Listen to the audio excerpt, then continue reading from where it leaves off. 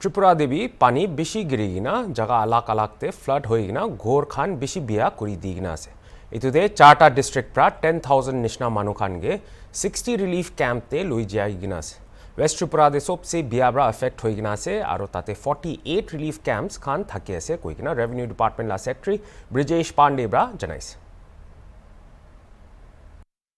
फंस जाते हैं और बहुत ज़्यादा डिमांड होगी तो क्राइसिस हो जाती है। इसलिए मेरा रिक्वेस्ट होगा कि जहाँ भी डिप्टी कलेक्टर, तहसीलदार या डीएम या एसडीएम कहीं भी कोई रिक्वेस्ट करें या इवन हमारा एमसी का जो स्टाफ है जो एंगेज है इसमें या आपदा मित्र है या एसडीआरएफ की टीम है, क्योंकि हम लोग बहुत सोच समझ के निर्णय लेते हैं। ऐसा नहीं कि हम लोग बिना सोचे हम किसी को इवैक्यूएट घर से कराना चाहते हैं। तो इस परिस्थिति को देखते हुए, वाटर लेवल को देखते हुए और वेदर के प्रोडिक्शन को देखते हुए हम लोग ये निर्णय लेते हैं। इसलिए मेरे सब लोगों से, खासकर अगरतला के जो वासी हैं उनसे मैं रिक्वेस्ट करूंगा कि अगर कहीं पर भी हमारी बोट जाए वो आपसे रिक्वेस्ट करे कि आप टाइमली इवैक्यूएट करें, तो समय से इस निर्देश का पालन करें और इवैक्यूएट करें। मेरे साथ डीएम वेस्ट है। थोड़ा सा एक दो इशू आया था कि अगरतला में स्टॉर्म वाटर है और उसमें क्या प्रॉब्लम हुई, तो उसके बारे में थोड़ा बोलना चाहिए। देखिए, हाँ देखिए, एक्चुअली ये क्वेश्चन मेरे पास जो डीएम जो अभी म्यूनिसिपल कमिश्नर ने प्रश्न बार बार आता है कि अचानक जल स्तर हो गया। देखिए, हम जल स्तर को कंट्रोल नहीं कर सकते। कितनी बारिश होगी, उस जो बारिश होगी वो कहीं से निकलेगा तो वाटर लेवल बढ़ेगा। लेकिन अगर कहीं पानी बढ़ता है या कुछ होता है तो उसमें रेस्क्यू ऑपरेशन है वो हम कंट्रोल करते हैं।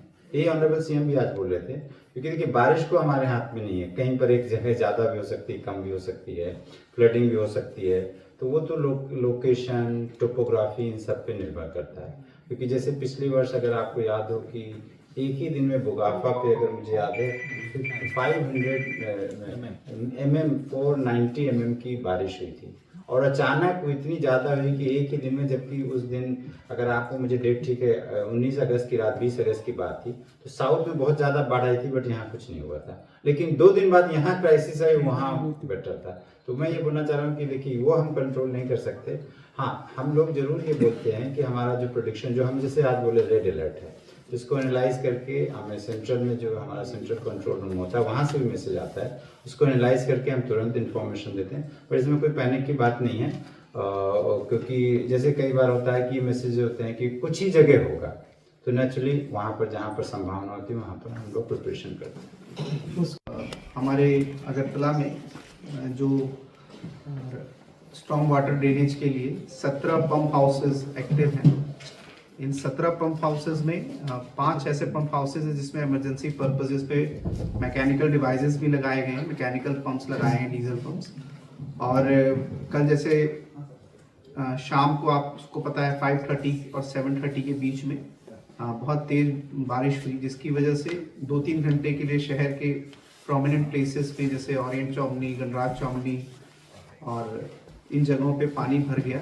लेकिन 2 या 3 घंटे में ही हमारे एएमसी स्टाफ और हमारे डिफरेंट एजेंसीज के हेल्प के थ्रू 3-4 घंटे में पानी निकल गया। और हम उम्मीद करते हैं कि इस तरह की कोई भी अगर बारिश होती है इस स्तर की, तो हम इसको अच्छे से डील कर पाएंगे। और मेरी यही रिक्वेस्ट है कि आप सभी जो भी सरकार से निर्देश मिल रहे हैं उनका पालन करें। लास्ट में बस मैं एक चीज़ और बोलना चाहूँगा कि हम लोग एकदम ये जो आया है उसके लिए प्रॉपरली 28 मई को जब हमें ये अलर्ट आया था उसके बाद हमने पूरी प्रिपरेशन कर ली थी। तो इसमें कहीं कोई पैनिक की बात नहीं है। हमारे पास सारी जो भी ज़रूरत है जैसे बोट्स वगैरह सब है उपलब्ध, सही जगह पे है।